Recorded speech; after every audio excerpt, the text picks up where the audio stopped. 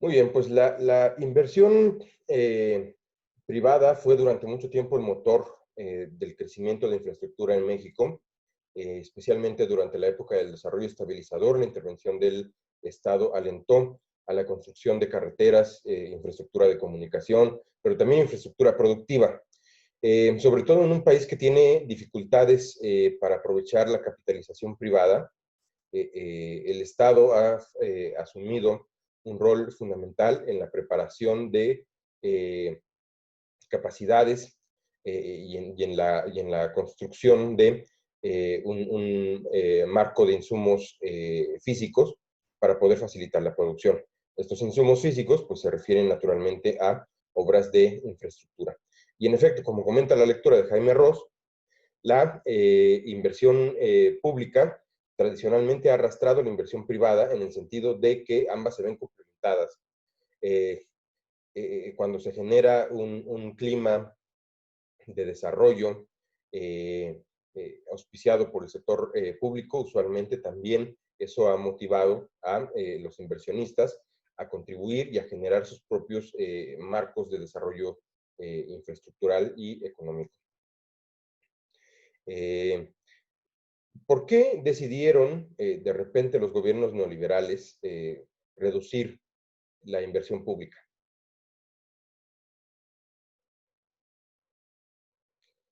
¿Quién es Ana Google 99? Ay, yo, perdón, ahorita lo renombro. Sí, Eh, recuerden cambiar su nombre y aprovechando, pongan su nombre y un apellido, solo asegúrense que sean los que aparecen en el SEA. No es necesario que pongan 2019 CIE, porque de todas formas no los ubico. Pues nada más, primer nombre, primer apellido y ya. Bueno, adelante, Ana.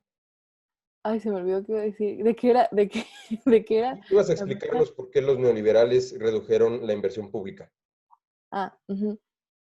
Bueno, al final se reduce, o sea, el problema que explica Jaime Ross es lo procíclico del gasto público, y este se reduce en los tiempos de crisis, lo cual solo pues cava el hoyo más hondo, ¿no? De la crisis, porque no hay gasto público, entonces no se incentiva el gasto privado, y pues al ser una crisis no hay nadie que realmente quiera invertir, y pues si el gobierno no lo hace y no incentiva de alguna u otra manera la economía, solo está haciendo más fuerte la crisis que se pasa. En efecto, está relacionada la percepción eh, procíclica de las finanzas públicas con la reducción de la inversión pública. Pero hay una razón mucho más concreta de por qué decidieron bajar la inversión pública. ¿Quién nos la comenta? Alan. No fue por la disparidad que iba a haber de cuentas después de la inversión tan abrupta de López Portillo, que se decidió dejar de invertir para que no haya un déficit de la cuenta pública. Por ahí va, el déficit de la cuenta pública es una razón importante, pero hay una razón todavía más evidente, más preocupante. ¿Alguien que tenga alguna idea? ¿Fomenta la informalidad? No, no es la informalidad. Al contrario, la inversión física en ocasiones, la inversión pública en muchas ocasiones reduce la informalidad.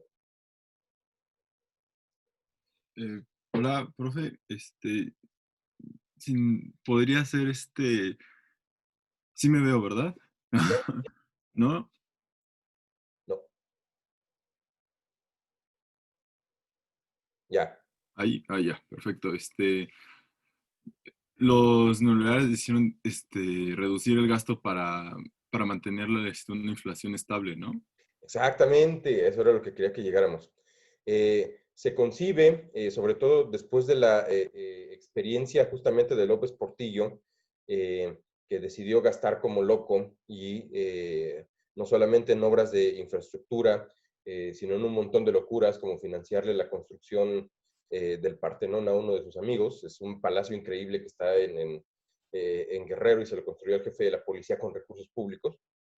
Bueno, como es un montón de cuestiones que se permitió gastar, tanto cuestiones relacionadas con corrupción como cuestiones relacionadas con, sí, con infraestructura pública, Eso lo hizo aprovechando el impulso del crecimiento del mercado petrolero, del crecimiento de los ingresos, que pues en aquella época constituyeron una parte fundamental y muy grande de los ingresos públicos. Tiempo después también lo siguió siendo. En general, desde la expropiación petrolera se ha visto al petróleo como nuestra gallina de los huevos de oro. Pero bueno, tanto gasto sí tiene un efecto en, en el nivel de precios y presiona al alza la inflación. Esto debido a que los movimientos de inversión productiva impulsan el gasto también hacia arriba, el gasto incrementa el consumo y eso pues es una fórmula para la pérdida del poder adquisitivo de la moneda. Entonces, en 1982 atravesábamos un periodo de alta devaluación y de alta inflación. Como parte de las medidas estructurales que fueron recomendadas por el Fondo Monetario Internacional para que México estabilizara su situación, pues justamente fue reducir el gasto público con la esperanza de que este efecto que tiene el gasto sobre la expansión del consumo y la expansión de la producción pudiera revertirse hasta el punto que el poder adquisitivo de la moneda recuperara poder adquisitivo. El problema es que al contener y sanear las finanzas públicas de alguna forma, contener el gasto público, pues no solamente se consiguió el objetivo de reducir la inflación, con sus dificultades, por cierto, sino que también se desalentó o quedó mal vista la participación del sector público en el desarrollo de obras de infraestructura y en el desarrollo o más bien en la contribución en el fortalecimiento de las capacidades productivas. Y poco a poco también con las privatizaciones después, fue tratando de hacer que el sector privado sustituyera al sector público en dicho desarrollo. Sin embargo, pues como lo comenta Ross, también el sector privado no encuentra incentivos para invertir, si no nota que el Estado también está poniendo de su parte. Lo cual, hablando en términos puramente lógicos, pues hasta suena contradictorio con el discurso libertario de que la iniciativa privada es la que tiene que conducir la planeación y el desarrollo económico de un país. Pero bueno, no metamos a los libertarios en esto, que todavía no hacían su aparición, por mucho que Ayn Rand ya era publicada en esos tiempos. Entonces, pues ese es el primer efecto. Vamos a comentar ahora, recordemos, ¿qué significa que las finanzas públicas tengan una orientación procíclica?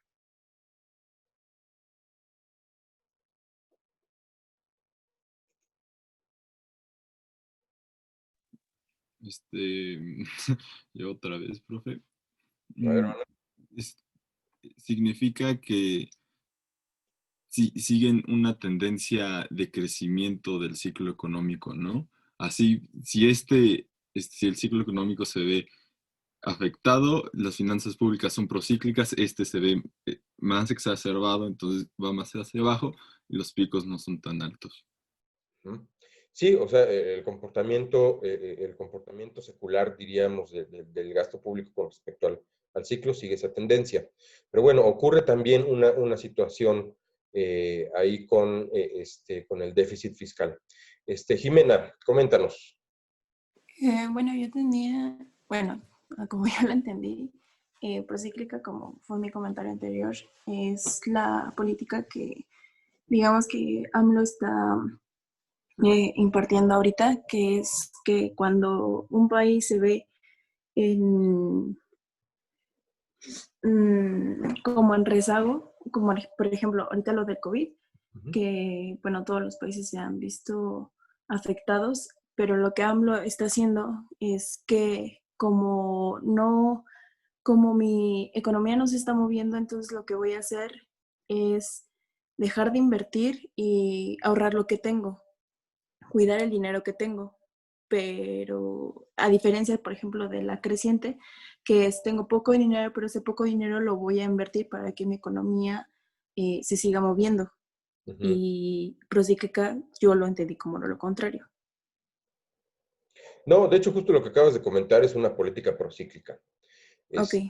En tiempos de escasez, de crisis, es cuando al gobierno se le ocurre ponerse a ahorrar, cuando no hay forma de obtener ingresos suficientes para sostener las finanzas públicas. Ya cuando viene el auge, entonces sí tiene el poquito dinero Ajá. que consiguió ahorrar en tiempos de crisis, lo gasta con dificultades No, ajá. porque entiende que es un buen momento para invertir, porque la economía está bollante.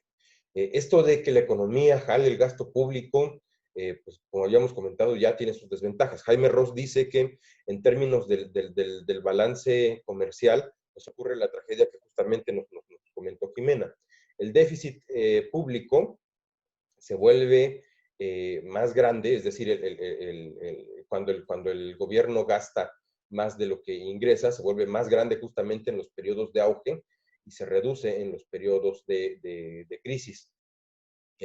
Por supuesto, lo hace el gobierno, como veíamos con la lectura de Gerardo Esquivel, consciente de que tiene que aprovechar esos momentos de impulso, porque por ley está obligado a eliminar los desequilibrios fiscales en el menor tiempo posible, y de hecho también para poder proponer un déficit fiscal, pues tiene que hacer una justificación y tiene que establecer en qué momento va a aniquilar y devolver a las finanzas públicas al equilibrio. Y esto pues también lo comenta Jaime Ross como un problema estructural que impide el crecimiento, porque además de que tenemos un Estado que es ausente en términos de inversión pública, tenemos también un Estado en general ausente en el gasto público cuando es más necesario, que es en los momentos de crisis económica, cuando no solamente el sector privado está deprimido, sino también el sector exterior, cuando no hay condiciones alentadoras para la inversión, cuando no está incentivándose tampoco el consumo privado, cuando hay una pérdida de bienestar constante de las familias. Sin embargo, esta naturaleza procíclica del gasto público pues obedece también a las lógicas de estabilización que fueron propuestas después de la crisis, de las crisis del sexenio de López Portillo, de Luis Echeverría, que no se eliminaron fácilmente durante el sexenio de Miguel de la Madrid y bueno, nos estallaron en la cara otra vez al finalizar el sexenio de Salinas de Gortari. Actualmente, pues cabría evaluar si nos sigue conveniendo tener una política fiscal de este tipo y justamente Jaime Ross pues dice que no nos conviene y que lo deseable sería lo contrario, poder transitar hacia una política fiscal de corte contracíclico que nos permita ahora sí generar ahorros fiscales o nos permita aprovechar el impulso en los momentos de auge económicos para poder ingresar recursos que después en situaciones de crisis nos permitan gastar para reactivar la economía o cuando menos atenuar la tendencia del ciclo. Por último, nos comenta Jaime Ross que existen dos miedos con respecto a la política monetaria, pero un miedo es más profundo que el otro. ¿Cuáles son esos dos miedos y cuál es el que resulta más profundo que el otro?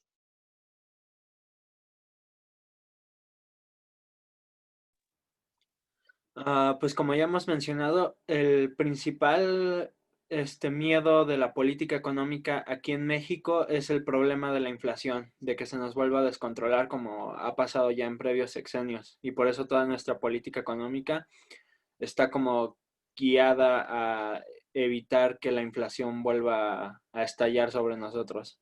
En general, el miedo, como bien comenta Dalia, de la política económica es ese. Pero ahorita Jaime Ross nos está comentando que existen dos temores a la hora de aplicar política monetaria y que por eso tenemos política monetaria restrictiva. A ver, Eliezer. Bueno, el otro miedo que menciona el autor es de la devaluación de nuestra moneda para ser más atractivos a las inversiones.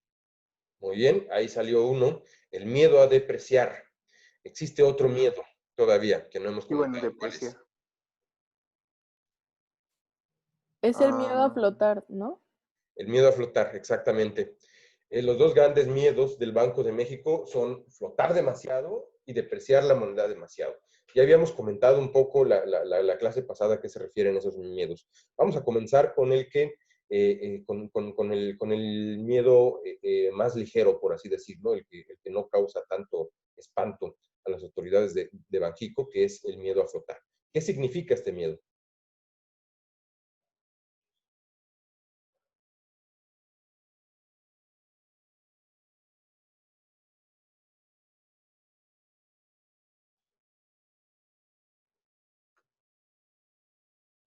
Pues el miedo a la libre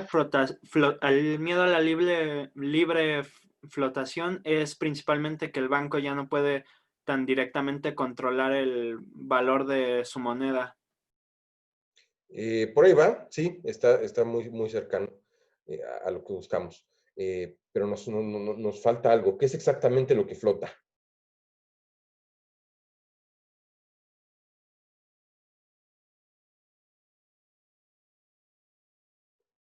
A ver, Aldana. Sería el aumento de los precios. Ajá, ajá, sí, sí, sí, por ahí va. Pero los precios no son lo que flotan. Recuerden que hay un parámetro que toma el Banco de México para ¿Es la controlar los inflación? precios. ¿El tipo de cambio? No, ¿La tasa de interés? la tasa de interés, Jimena, muy bien. Cuando cuando se presenta el miedo a la flotación, en realidad lo que se está presentando es el miedo a sostener, a permitir que la tasa de interés oscile dentro del intervalo de confianza que habíamos comentado ya en anteriores ocasiones, de este 2% más menos 1 de inflación. Yo les comentaba también que si fuera por el Banco de México, la tasa de interés se mantendría fija en un valor determinado a lo largo de todo el tiempo. Y solamente en tiempos de crisis inflacionaria, pues habría que incrementarla para, evidentemente, disuadir el efecto multiplicador del consumo, incrementar el ahorro bancario y así reducir la cantidad de dinero circulante en la economía. Pero esta política tan rígida, en realidad, reacciona muy lento a los cambios que ocurren en la realidad monetaria del país. Es decir, no siempre la cantidad de dinero circulante y el aumento de precios se debe necesariamente al nivel de la tasa de interés. Existen también choques externos, como pueden ser las devaluaciones de monedas extranjeras, o la devaluación de nuestra propia moneda, o pueden ser también crisis económicas en otros países con los que tenemos una estrecha vinculación comercial. Entonces, si el Banco Central no tuviera miedo a flotar, ajustaría adaptativamente su tasa de interés a medida que van ocurriendo todos estos cambios. Y cada nuevo nivel de la tasa de interés reflejaría la condición económica, tanto interna como externa, en la cual, a la cual está sujeta, a la cual está sujeto nuestro propio país. Por ejemplo, la crisis del COVID, que es acabó magnificando la recesión que ya venía dándose desde 2018 como resultado de la competencia de precios y la competencia salarial entre China y Estados Unidos. Una competencia que, por cierto, también dice Ross, desde el sexenio de Peña Nieto se veía viniendo por el lado de los salarios. Y comenta ahí brevemente que nos sentíamos muy orgullosos de que nuestro salario mínimo fuera menor que el salario chino porque eso nos hacía más productivos, cuando la realidad es que más bien eso implicaba una pérdida de bienestar también para nuestros trabajadores y una reducción alarmante a las posibilidades perdón, al poder adquisitivo de nuestros trabajadores. Entonces, pues por ahí va el miedo a flotar, es el miedo a dejar que la tasa de interés se mueva de manera orgánica para hacer frente a las inestabilidades del mercado monetario y prevenir de esa forma los incrementos de la inflación. Ahora, ¿en qué consiste el otro miedo, que es el miedo a la depreciación? La devaluación de la moneda. Es el miedo a devaluar la moneda. ¿Qué significaría que nosotros devaluáramos la moneda?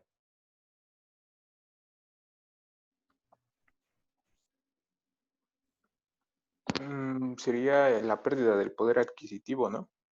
Por un lado, pero tiene un efecto positivo que es más, no voy a decir relevante, pero es más evidente.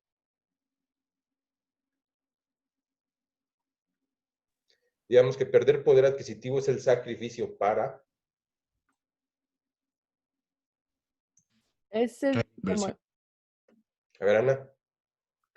es como el sacrificio para, o sea, sacrificas tantita inflación, bueno, no tantita, sacrificas un tanto de inflación para poder llegar al mercado con precios competitivos y así poder promover la producción en general y así poder tener un crecimiento más grande y acelerado. Exacto, pero ¿a cuál mercado llegamos con esos precios competitivos? Al mercado internacional.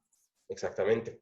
Pues muy bien, Ana lo resumió muy bien. Sacrificamos un poco de poder adquisitivo de nuestra moneda en el mercado interior, pero nos volvemos competitivos en nivel de precios en el mercado exterior. Y eso, la lógica es que la preferencia por nuestros productos en el exterior impulsa a la industria en el interior a ser más productiva, a generar también niveles de precios incluso todavía más competitivos, y por lo tanto eso incide de manera positiva al crecimiento económico.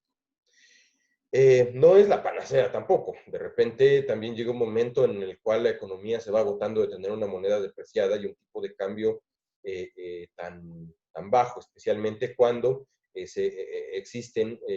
cuando el balance comercial general, el que se tiene con todos los países, pues es deficitario. En el caso de México, si no ha funcionado como quisiéramos esta técnica de la devaluación en los últimos 30 años, se debe porque hemos tenido una balanza comercial deficitaria durante mucho tiempo con los Estados Unidos, que es nuestro principal socio comercial.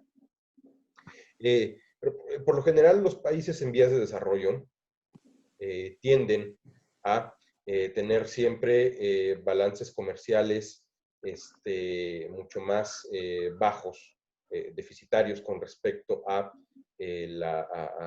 resto de sus socios comerciales. Y pues en el caso de México ha sido la constante. Con Estados Unidos no a partir del año 2006, como veíamos con Gerardo Esquivel, debido a que pues, poco a poco la situación de productividad de los Estados Unidos fue reduciéndose y eso fue aprovechado también por mercancías más baratas procedentes de nuestro propio país. Entonces, el problema es que justamente para no incrementar la inflación, para mantenerla bajo control, el Banco de México